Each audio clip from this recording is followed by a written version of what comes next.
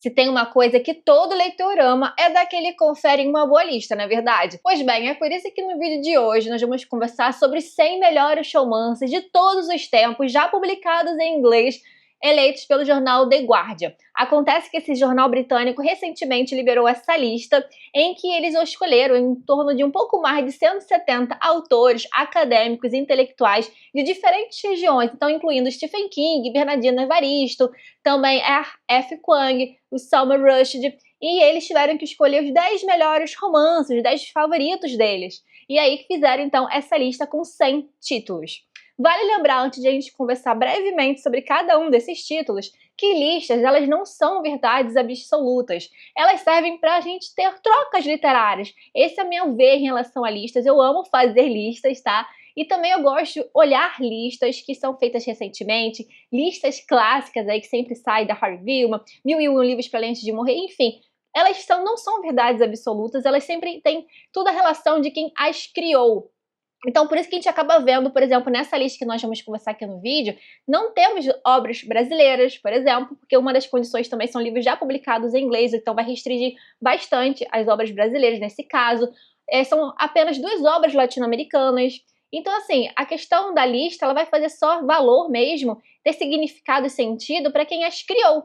Então, em relação até se você concorda com as obras ali expostas, enfim, mas o ranking para você não vai ser nunca o mesmo. O que eu gosto dessas listas, como eu disse para vocês, é que elas rendem boas trocas literárias, a gente descobre novos autores, novas obras, ou redescobre esses autores que estavam esquecidos pra gente, redescobre obras, então a gente acaba olhando novos horizontes ali, novas possibilidades de leituras. Então essas listas acabam, para mim, funcionando dessa forma, e é por isso que eu tô trazendo esse conteúdo aqui no canal, pra gente comentar bastante aqui nos comentários, trocar ideias, enfim, falar dessas obras, eu acho bem bacana nesse sentido, tá? Não é nada de cobranças, enfim, nada disso que tem que ser lido esses livros, só pra gente conversar bastante mesmo a respeito desses títulos, tá bom? Então vou começar brevemente com vocês sobre cada um deles, tá? Começando então da 100ª posição até a primeira. A 100ª posição então é de Minha Antônia, da Willa Carter. É um romance delicado e nostálgico sobre imigração, memória e amadurecimento no interior dos Estados Unidos.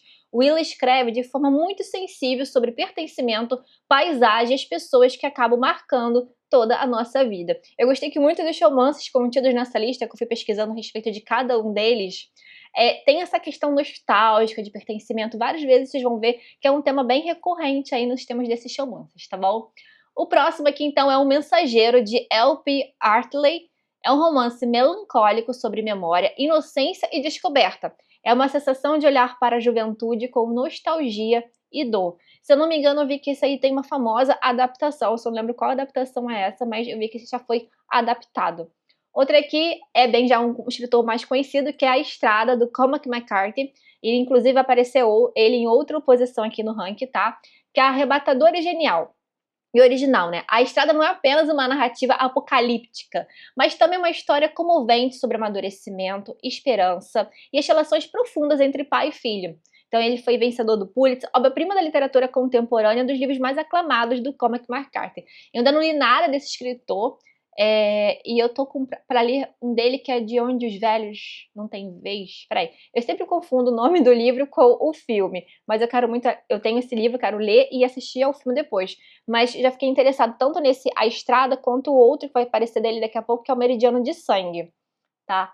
Outra aqui que eu também tenho interesse e não li, que é o Ardil 22, do Joseph Heller, que é o marco da literatura dos Estados Unidos e um dos mais engraçados e celebrados livros do século XX. Ardil 22 é uma sátira de guerra com uma dose perturbadora de realidade. Uma sátira absurda sobre guerra e burocracia, engraçado, caótico e desesperador ao mesmo tempo. Esse é um livro que eu tô sempre de olho quando tem alguma oferta, enfim. Então, uma das próximas aquisições, quando aparecer alguma oferta, porque eu tenho interesse bastante. Eu vejo esse título muito recorrente em várias listas da BBC. Se eu não me engano, tá na lista do Harry Gilman, alguma coisa assim. Então, é um que me interessa bastante.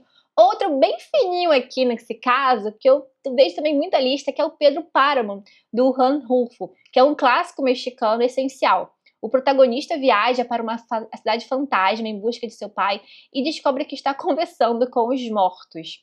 Foi a principal inspiração de Gabriel Garcia Marques. Parece uma conversa entre mortos e memórias. Eu nunca li nada desse escritor e eu vejo ele bem recorrente. Essa obra é bem recorrente em listagens.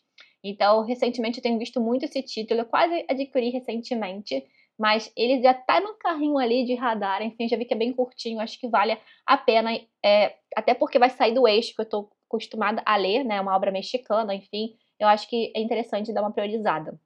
Outra que já é de um escritor que eu gosto bastante, que é o Thomas Hardy, é O Retorno do Nativo. Aqui, né, a gente sabe que o Hardy, ele tem aquele olhar bem focado para desgraceiras. Eu já li dele Judas o Obscuro e amo, e quero ler várias outras obras dele. E tem uma escrita bem hipnotizante, que te contagia e você é impossível de largar, por mais que são finais bem desgraceiras mesmo, que é o foco dele, tá? Então aqui, ó, Hardy transforma o interior da Inglaterra num cenário fatalista e intenso. É um romance sobre desejo, destino e frustração. O próximo, então, O Mundo Conhecido, de Edward P. Jones.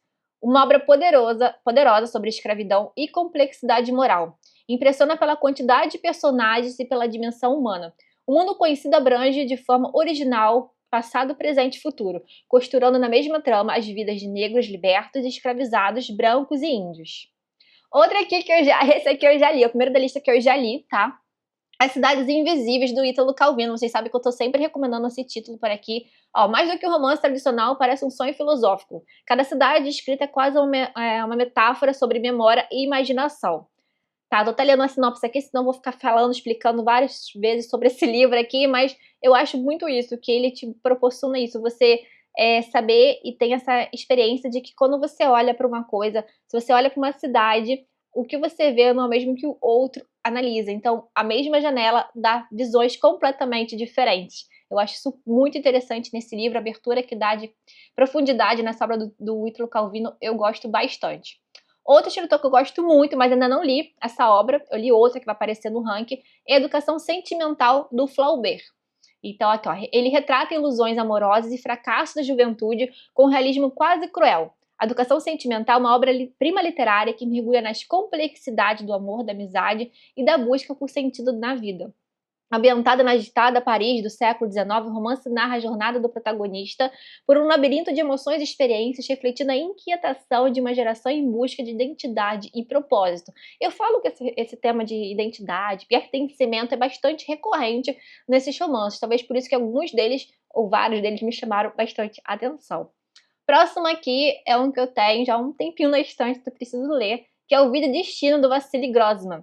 Aqui, ó, que esteve no campo, Vassili Grossman, né, que esteve no campo de batalha e acompanhou os soldados russos em Stalingrado, compôs uma obra com a dimensão de Tolstói e Dostoiévski. Eu sei que esse livro é sempre muito bem comparado, falando que é tipo Guerra e Paz, Novo Guerra e Paz, enfim, do século XX. Então aqui, ó, tocando ao mesmo tempo num dos momentos cruciais do século XX, né? Um livro gigantesco sobre totalitarismo e humanidade.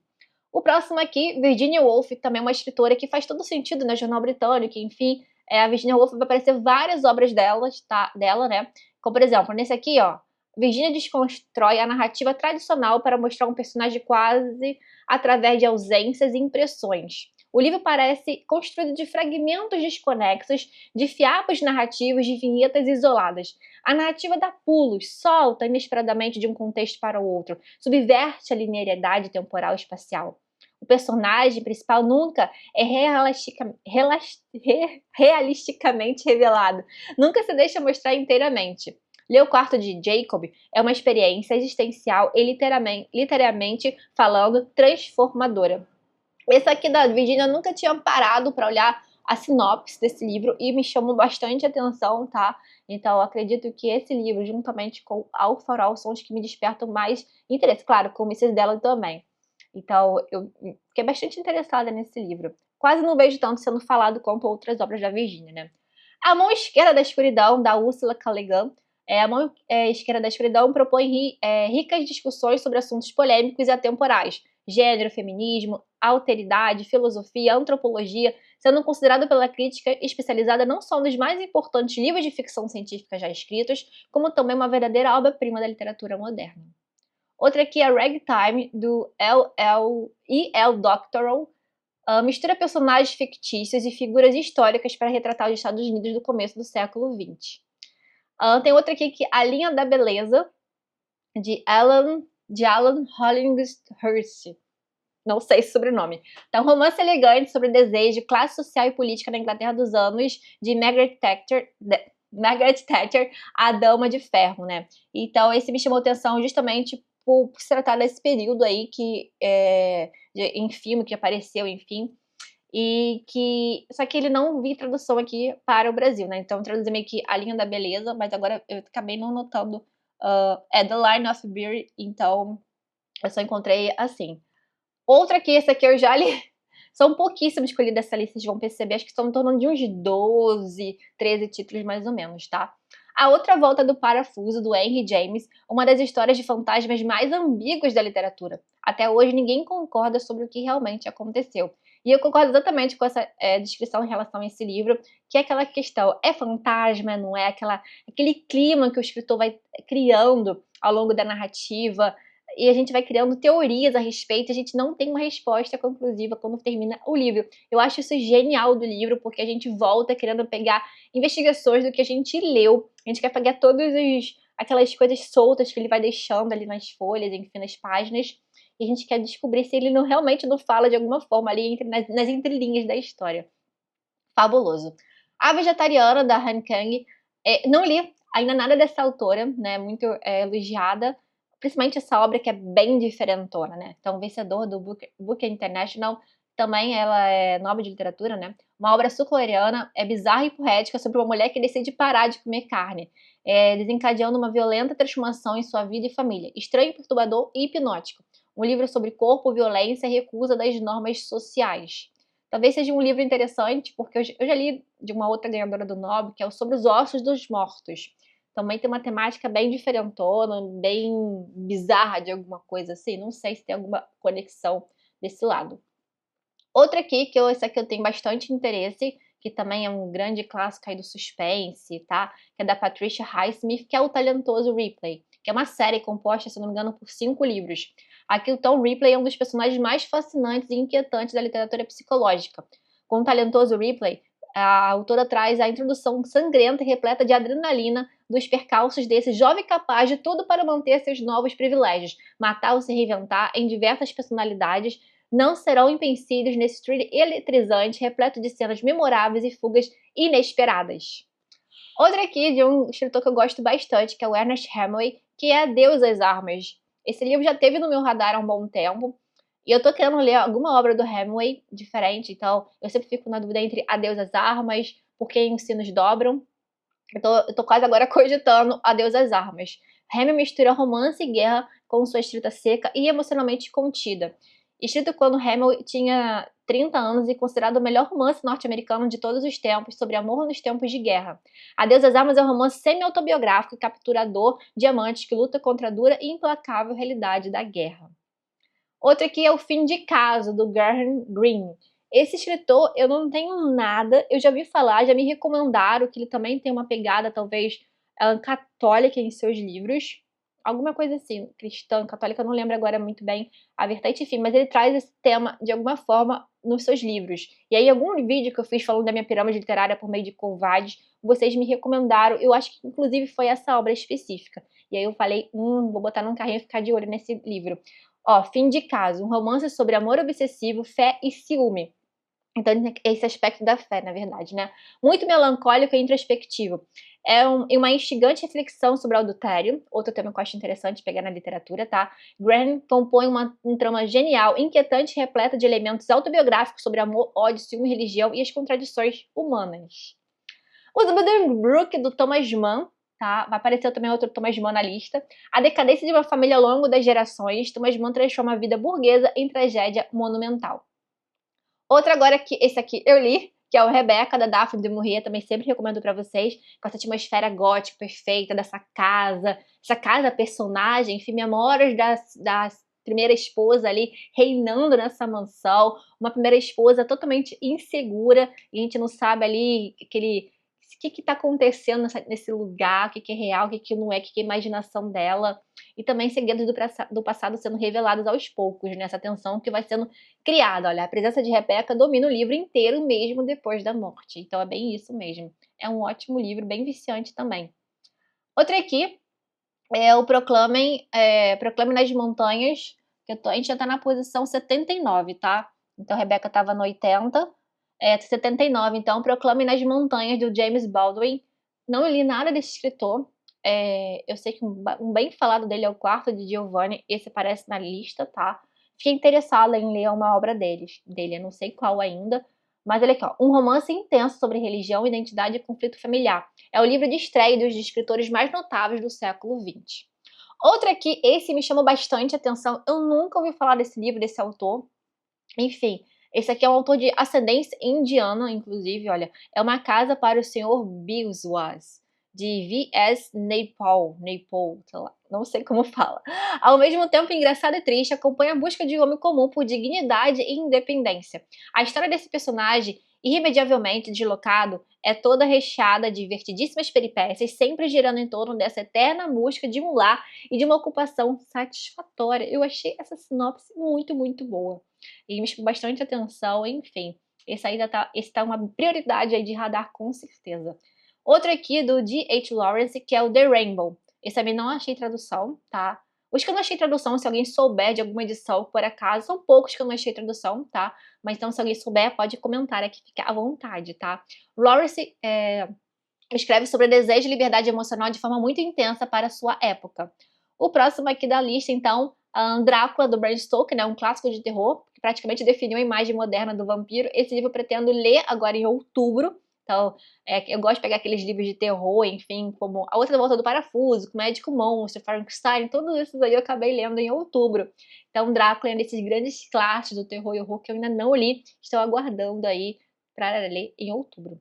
O Olho Mais Azul, da Toni Morrison, outra escritora que eu também quero muito fazer a leitura de alguma obra dela. Aqui na lista aparece outro livro dela também, em top 5, tá?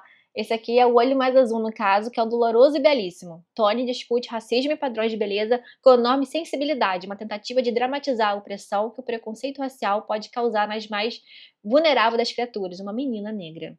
Então, esse aqui, muita gente fala que chora, emociona, bem sensível mesmo. Esse aqui tá na posição 75, mas como eu disse pra vocês, tem um outro livro dela que apareceu ali no top 5, tá?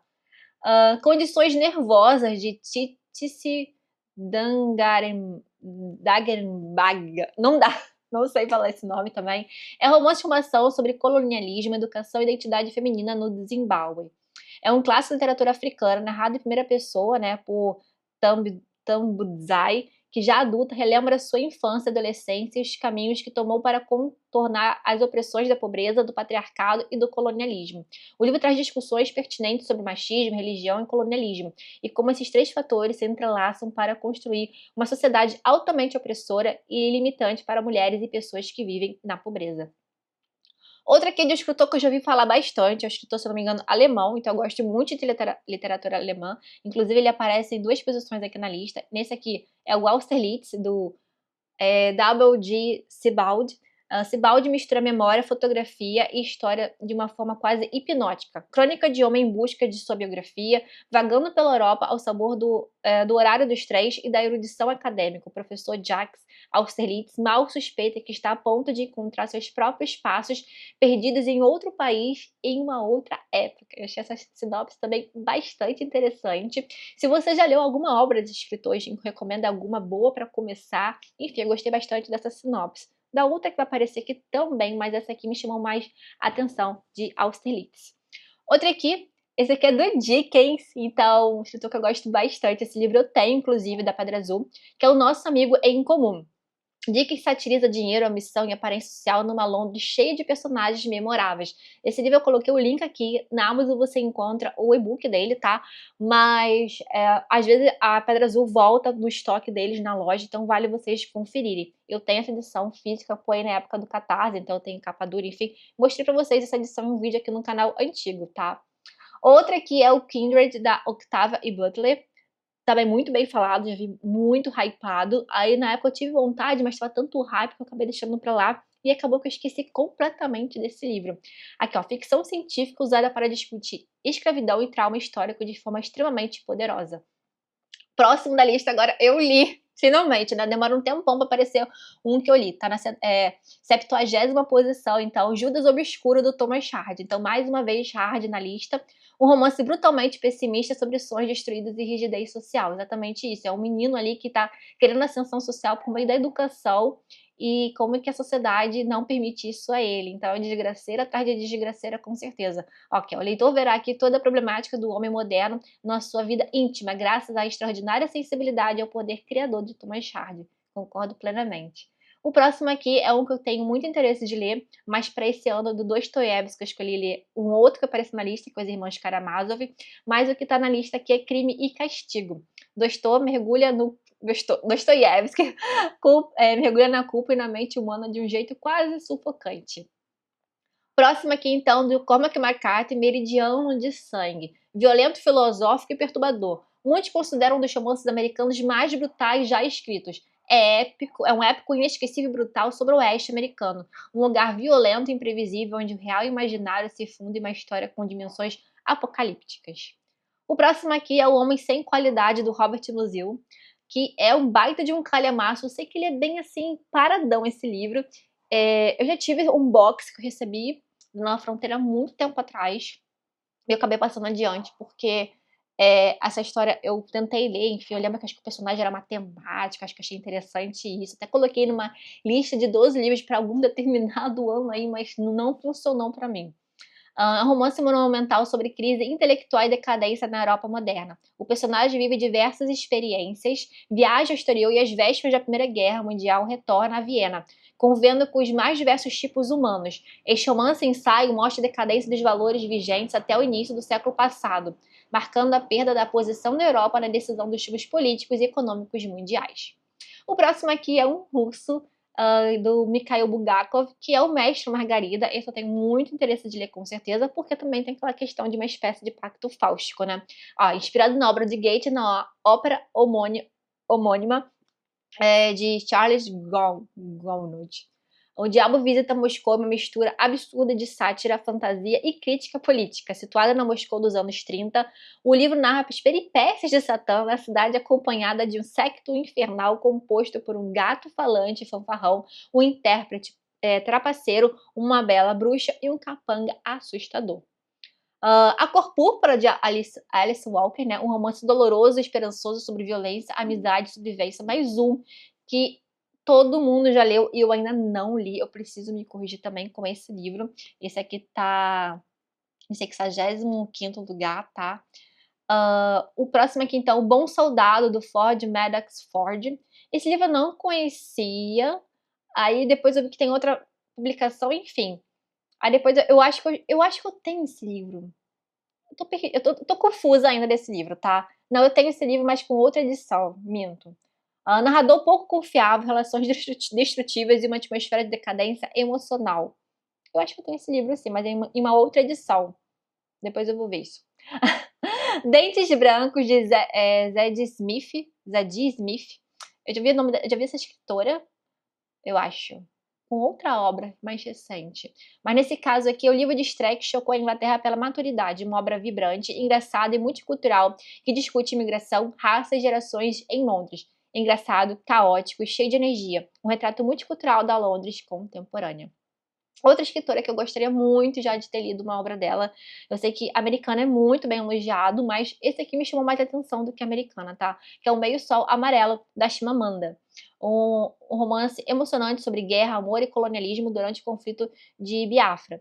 Baseado em fatos reais, transcorridos da década de 60, este romance da premiada escritora nigeriana vai além do mero relato, transformando-se em um grandioso painel sobre indivíduos vivendo em tempos de exceção. O próximo aqui também, como eu disse para vocês, do escritor, né, W.G. Sebald, né, aqui são Os Anéis de Saturno.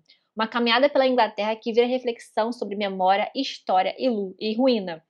A partir de uma internação no hospital, o narrador deste poderoso romance tece o relato de uma caminhada de um ano pelo leste da Inglaterra, investigando a história, a arte e a natureza numa mistura de autobiografia, ensaio, narrativa histórica e prosa de ficção.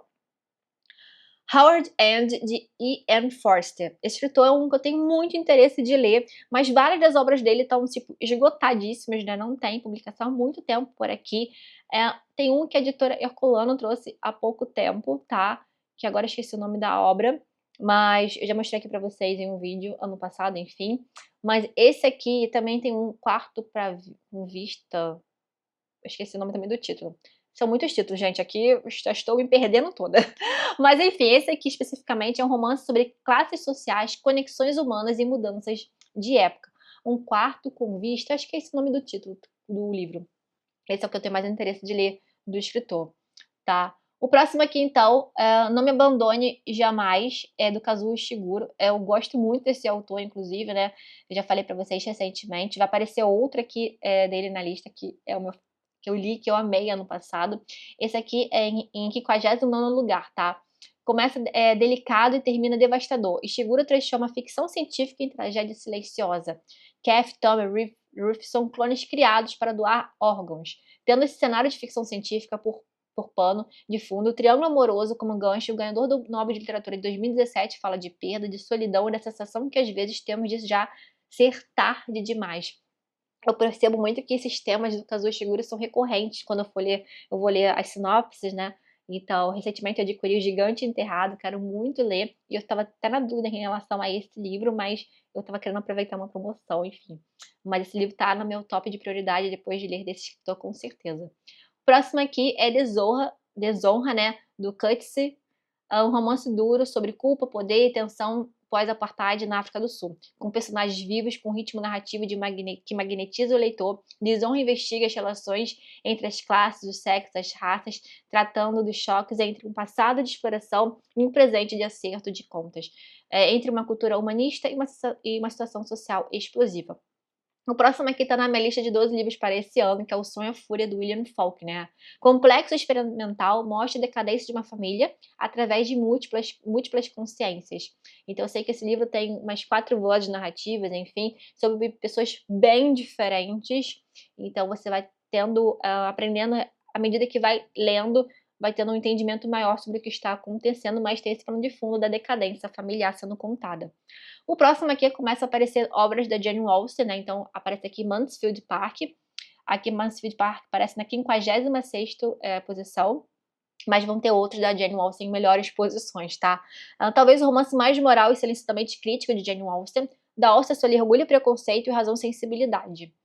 Tá? Aqui, no caso, Mansfield Park é um romance que marca a maturidade de Jane Austen, apresenta um tom mais contido e sardônico em comparação com obras idealizadas antes, como Orgulho e Preconceito e Razão e Sensibilidade, que são as duas únicas que eu li.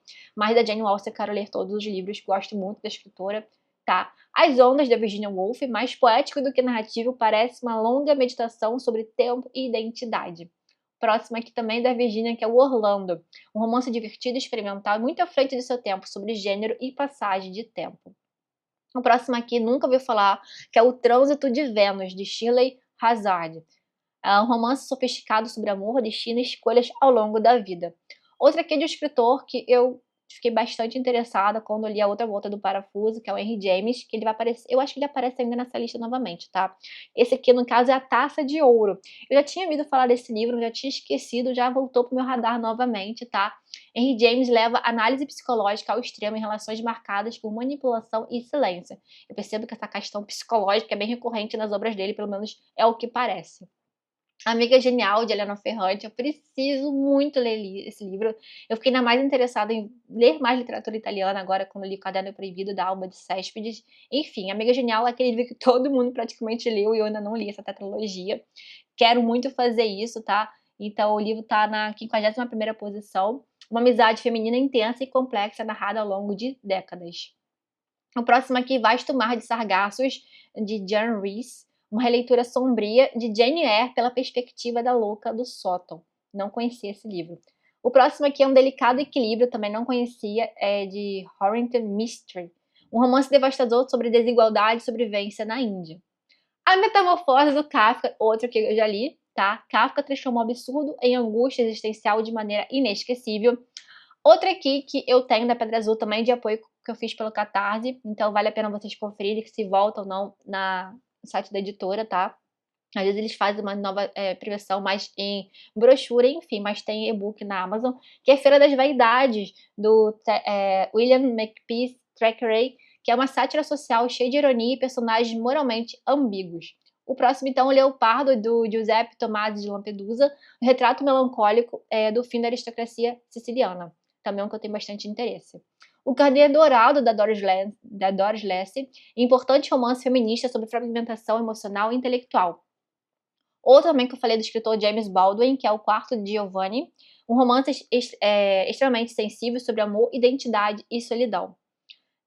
House Speaking, não achei tradução para cá também, de Marilyn Robinson. Lírico e contemplativo, fala sobre perda, família e pertencimento.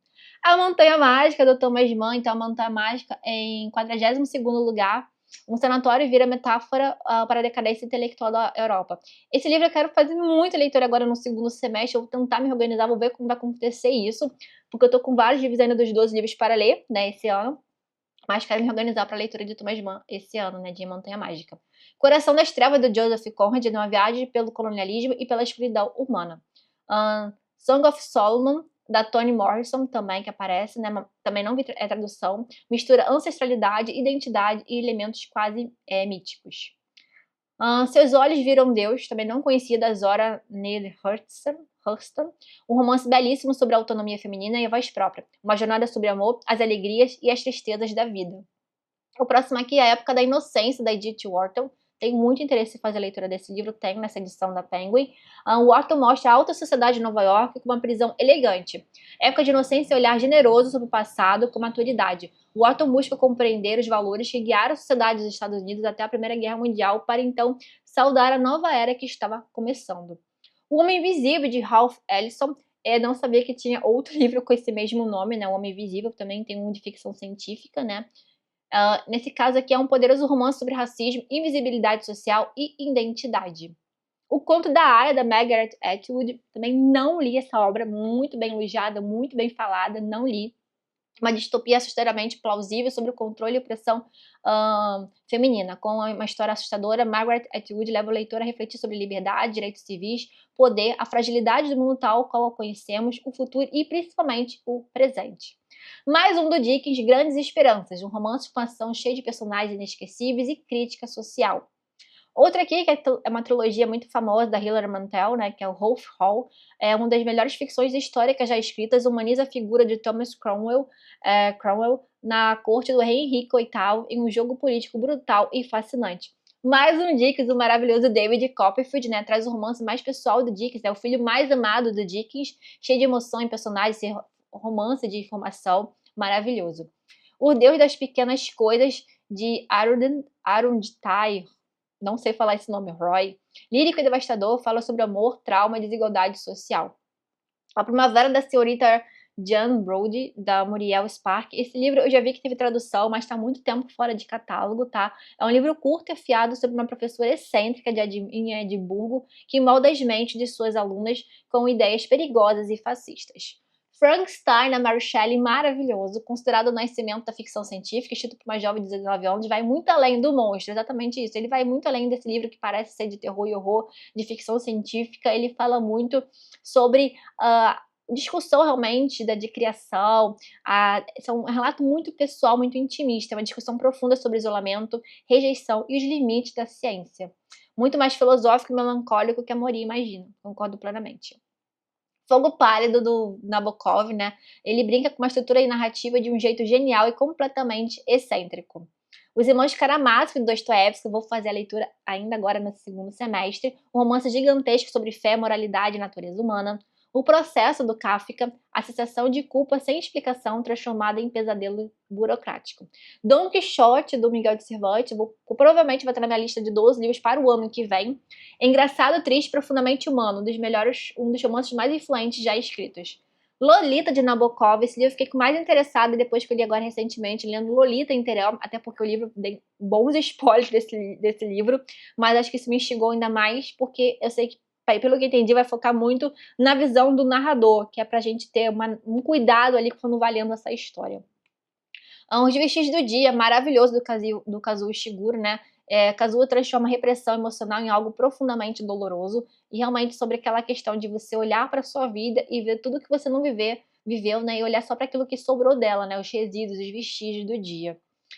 Filhos da Meia-Noite, do Salman Rushdie, mistura história da Índia e realismo mágico numa narrativa exuberante. O mundo se despedaça e destinua a Sheb, um marco na literatura africana sobre colonialismo e choque cultural. Outro aqui que eu tenho muito interesse em ler, que é também do escritor que eu gosto muito, que é o Henry James, é O Retrato de uma Senhora.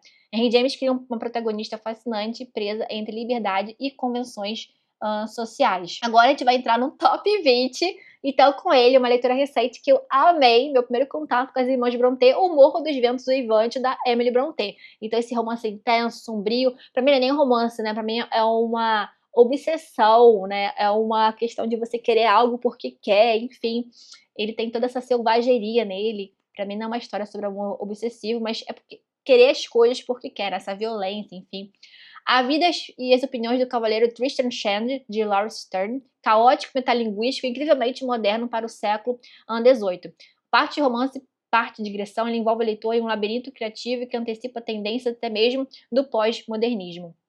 Grande influência para autores do mundo todo, entre eles Machado de Assis em seus Memórias Póstumas de Brás Cubas, o livro é considerado um dos pilares do romance moderno por ter distanciado em definitivo entre este gênero da poesia e do teatro. Eu sei que esse livro tem quem lê ou ama esse livro ou não consegue terminar ou termina na força do ódio, praticamente isso, tá? Então acho que ele ame ou odeie. Persuasão, de Jane Austen, eu acredito que será o próximo que eu vou ler. Se eu não me engano, vai ter adaptação nova para esse ano, né? Se eu não estou enganada. Talvez o romance mais melancólico e maduro de Jane Austen, o último romance escrito pela consagrada autora inglesa. 100 Anos de Solidão, do Gabo, né? A joia da coroa da literatura latino-americana. Então, o segundo latino-americano, né? Teve o Pedro Páramo, do Juan Rulfo, e agora 100 Anos de Solidão. Então, são esses dois apenas latino-americanos que vão aparecer nessa lista. A história da família Bandia, né? Da mítica cidade de Macondo. Eu estou louca para entrar nesse universo de Macondo. Fundou o realismo mágico e influenciou o mundo inteiro. 1974, do George Orwell. Esse livro eu li há muito tempo atrás, então eu quero fazer muito essa releitura. Na época, quando eu li esse livro, eu peguei também Revolução dos Bichos. São dois livros que eu pretendo reler, então praticamente quase nunca falo aqui no canal. É um livro que moldou nossa visão sobre governos autoritários, enfim, vigilância em massa, manipulação de verdade, enfim. Moby Dick provavelmente também vai estar na minha lista de leituras de metas para o ano que vem, do Herman Melville. Muito mais do que Caça-Baleia, uma obsessão filosófica gigantesca. Mrs. Della, de Virginia Woolf, transforma um único dia numa experiência profundamente humana. Eu sou louca para ler essa obra. Nunca consegui encaixar um tempo para ler Virginia nesse sentido. Dela, eu só li Um Teto Todo Seu. Acho que só isso que eu li dela, se eu não me engano. Emma também é um queridinho, né? Ele é engraçado, irônico. Emma da Jane Austen, né? Engraçado, irônico e brilhante sobre a vaidade e autoconhecimento. Uma heroína imperfeita, mas encantadora.